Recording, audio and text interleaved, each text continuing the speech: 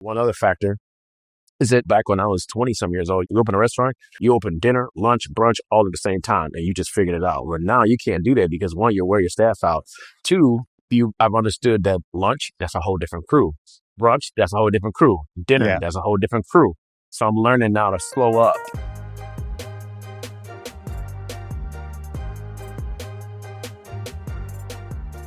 Chef, you said that things have changed. What do you mean? How has the industry changed and evolved since you started in hospitality?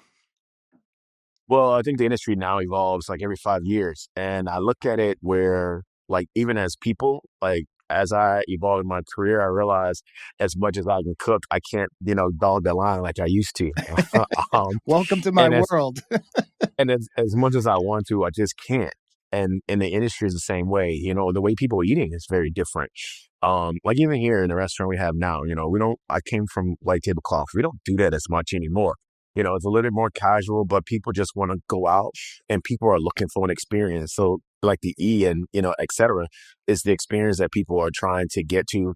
Like in this area, I'm in the Loop in Chicago, so we notice there's a lot of happy hour. We're trying to tap into what that looks like, but also making sure that people are comfortable. And and then you have the social media chase and what that looks like. We try to find ourselves embedded in social media, but not too far where we lose the image of what a restaurant should and can be. Because at the end of the day, I think I've been blessed because, like, we talk about where to start. I have the blend of both worlds.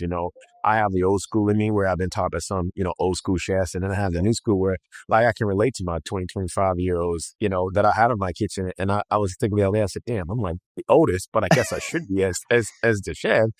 But, so used to always being the young one in the kitchen where, well, now I am considered like the older upper echelon. And I'm very proud of that. And it just keeps me in front of the business. But understand that, again, I have a restaurant in the Loop in Chicago where you have more of your business travelers, more of your hotel, and also more of your people that their budget's a little bit different, for lunch, even though we're not open for lunch.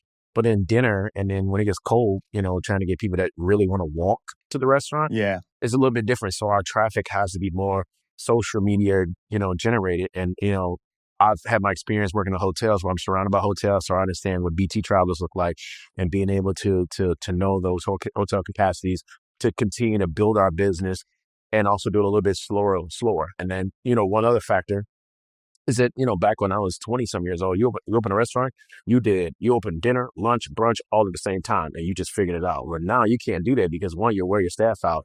Two, I've understood that lunch, that's a whole different crew. Brunch, that's a whole different crew. Dinner, Yeah. that's a whole different crew. So I'm learning now to slow up and pace And the skill myself sets because are all different, right? oof, Yeah. we talked about that. Yeah. Yeah. And that's the culinary schools are great, but they're just not the same anymore. So we going back to the culinary school of hard knocks, and I'm okay with that. Yeah.